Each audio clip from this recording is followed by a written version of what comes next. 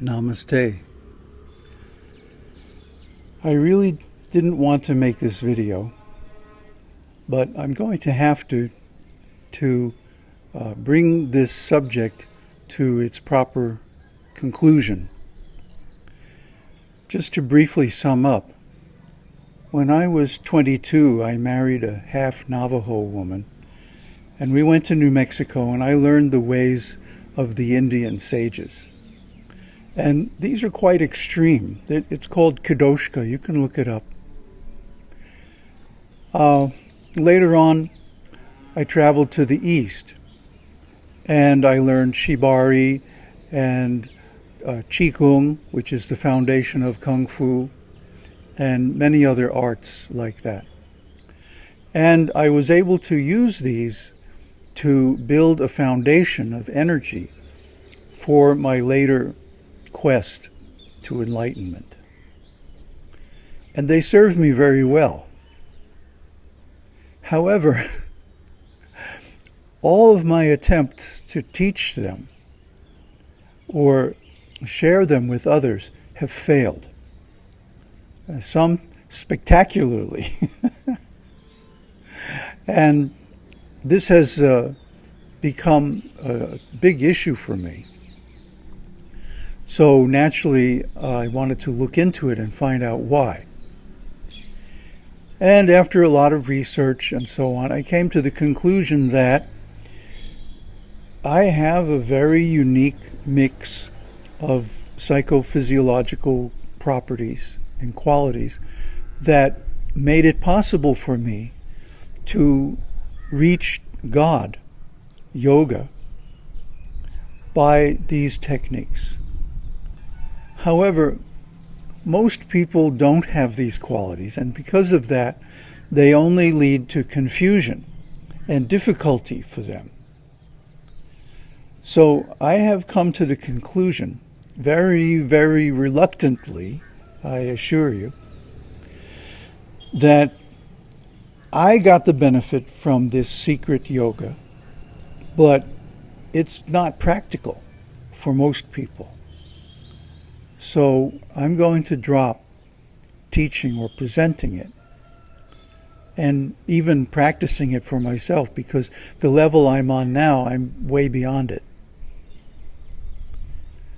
But it still doesn't change the fact, the truth, that one needs a powerful yoga to build up the energy of the material body to the point where all of the energy is available.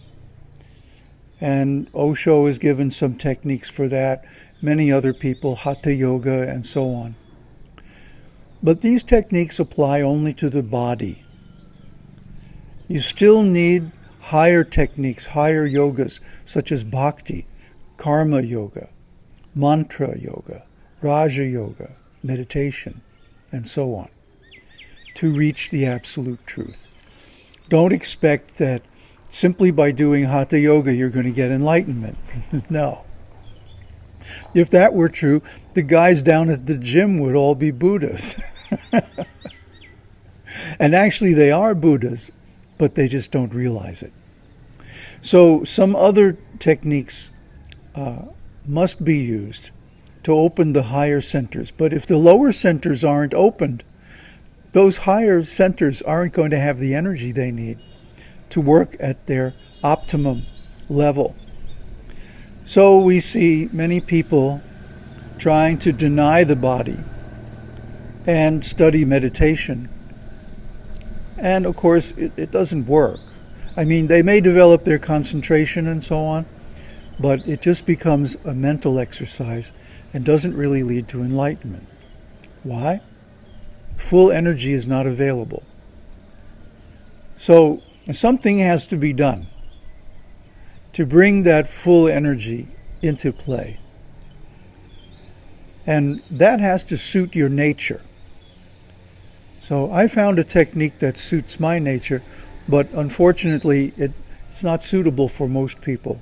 For the overwhelming majority, 99% of people. So I'm going to drop that So anything you've heard me talk about Shibari yoga or any related activities or techniques, you can just forget about that, because I'm no longer going to teach that. I'm no longer even practicing it myself. What am I practicing? What am I teaching? The ancient sages of India, especially, made many techniques. They made a whole path, the Vedic path, available for the majority of people. Well, what are the majority of people doing? Working, raising a family, having a household, and so on like that. So these techniques are there in the Vedas. They're there in Vedic culture. You can go to India and see them firsthand.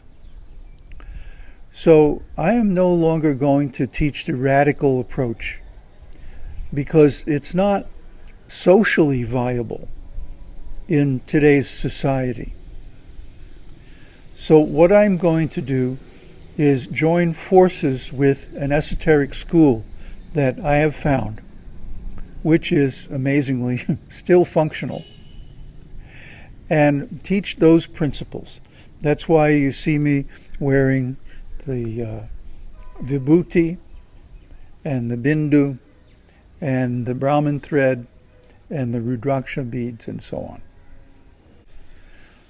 So I don't think this is a problem, but rather it's an opportunity. And the opportunity is that finally the insights that I developed through meditation and so on are going to be available to a wider audience. So in that way, this decision, this conclusion of my esoteric work is an opening into a much larger sphere, a much bigger audience, and a whole new level of sharing for me. So I want to invite you, those of you who don't understand this Shibari stuff and who don't really get it, to join me in this new venture. Actually, there are many people practicing Shibari and allied techniques, but they're not reaching enlightenment either. So they have all this energy, but they don't know what to do with it. They've raised the Kundalini, but then they waste the energy. They simply dissipate it in nonsense activities and thoughts. So those people aren't going to make it either. Who is going to make it? Those who cultivate a balanced approach where all the chakras of the body are engaged at their full energy and can open completely.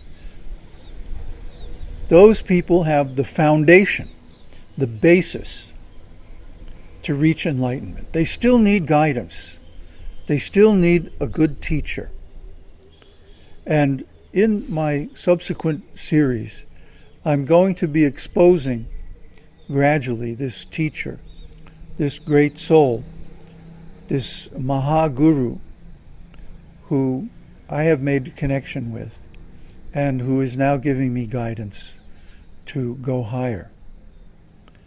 So I'm very grateful to all of you. I'm very grateful to my enemies. And of course, I'm grateful to all my teachers and gurus, especially Ramana Maharshi. And why am I grateful to my enemies? Because I came across a wonderful passage in the Atharva Veda that 1/3 of one's sinful reactions go to those who disparage and curse him with harsh words. So thank you very much, my enemies, for taking 1/3 of my sins, 1/3 of my karma. And what happens to the rest? Well, another third goes to those who you feed. And in my lifetime, I've cooked for and fed thousands and thousands of people, performed Vedic rituals and kirtan and so on, and helped them on their path. And the other third goes to the insects and other animals who eat the food waste that comes from our cooking and our eating. So in that way, the Vedas show that one can completely clear one's sins simply by offering it to one's enemies, to those he feeds, and to the animals and so on like that. So in that way, one can become completely sinless, but one has to do the work. It's not enough to just sit and meditate, nor is it enough to simply do rituals and artis and other kinds of Vedic practices. But all of these must be done together in a balanced way. And that is the program that can lead one to authentic enlightenment. And we're going to be discussing this from a very broad perspective in the upcoming videos. And I thank you very much for being with us so far, and I hope you'll continue to join us in the future. Om Shanti. Namaste. Om Tat Sat.